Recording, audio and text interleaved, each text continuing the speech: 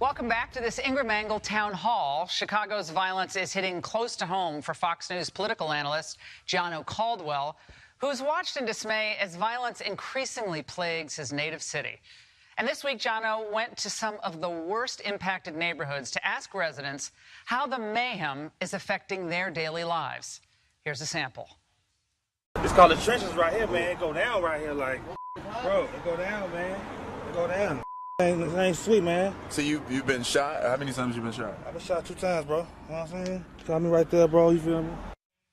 Joining us with more is Gianno Caldwell. We're also joined by Vic Maggio, who is a citizen journalist who chronicles how violence is affecting these communities. Both of you, it's great to see you.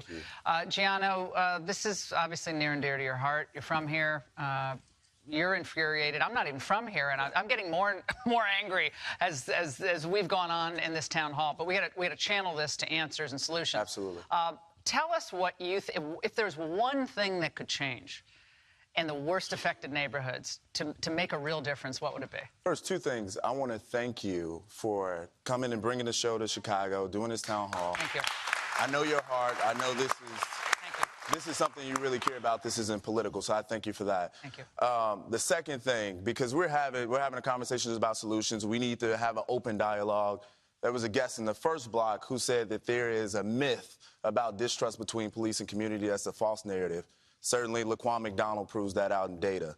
But in terms of this, your question, if there's one thing that can change, it's always going to end up with jobs and opportunity. And as I interviewed a number of the residents throughout the city of Chicago, that was one thing that they yelled. But there were so many that were married to the life because they had no exposure to anything else. So outside of saying, I want jobs and opportunities, there's no path to get there. And that's honestly something that needs to be worked on, sincerely. When I realized how bad the problem was when I first started going into the streets, I was sitting at a stoplight, and I have a squad car that I drive in. And there was a young boy about 5 years old with his mother sitting underneath one of the bus enclosures.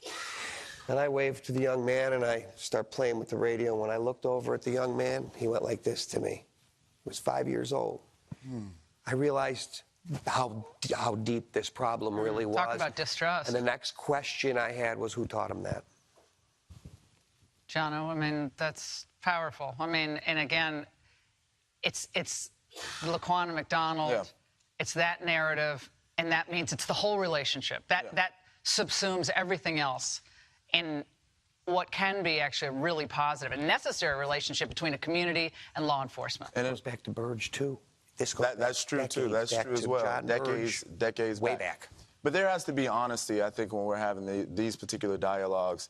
I think there's so much that we can do, and I know you've been advocating for President Trump to come in and do a town hall. Well, thanks to you, we're having it. He doesn't have to come in and do the town hall. He can just bring the solution, sincerely, right. And that's what we're looking for. But you need help. You need mental health services. There's so much that's needed in this community. I think Mace Jackson rightly pointed out that the unemployment rate for the African Americans in the state of Illinois is the highest in the country. That's been the case. If you're an African American man in the city of Chicago between the ages of 18 and 24, 47% of you are unemployed and out of school. In a booming economy. In a booming economy. And that survey was done a couple years ago. But the numbers, I'm sure, are very similar. The lowest African-American unemployment. That is correct. On record. Correct, nationally. Not but in Chicago. For the state of Illinois, it's different. In the city of Chicago, obviously, more African-American. Now, Gianno, you found out more in your reporting on the street. What'd you find?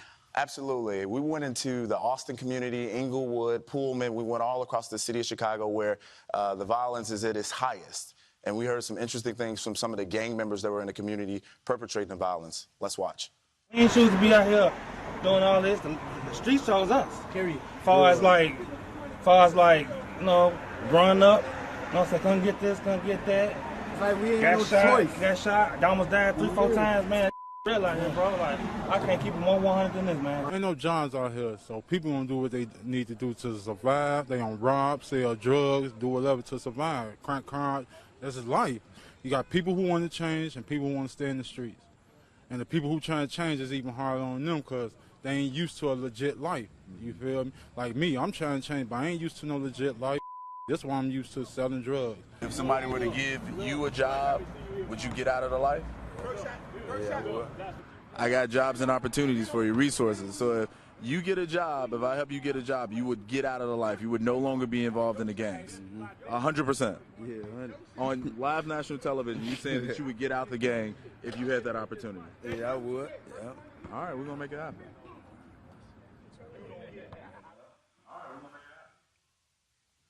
Well, it's, I mean, to see those young men, I mean, Vic, the hope is there. I mean, everyone here tonight could be anywhere. They decided to come and watch this show and chew over some ideas, frustration, solutions. Yeah. But there's a desire for a better way. I mean, and he just demonstrated that in the last clip. He said, if you get a job, if you help me get a job and opportunity, I'll leave the life. I talked to a dear friend who's in the audience, Charles McKeever. I talked to him about him. He said, listen, I'll hire him. He spoke to him already, so he's already hired. This guy that you just saw in that last piece. So I think that speaks to, if you bring the resources to the doorstep, a lot of people will take them, but those resources have to be there. But, Vic, you have to show up at a job with a sense of yourself. You have to put yourself together. You have to have skills. Basic skills that you learn in school or from your parents. That's part of it. It can't just show up and say, give me a... You know, you have to show up and want a job and get the proper training to do that. And that's a great sense of fulfillment, to get your first paycheck, even if it's not as much as you want because taxes and everything else, but to get your first paycheck, and it's legitimate. That's a great feeling.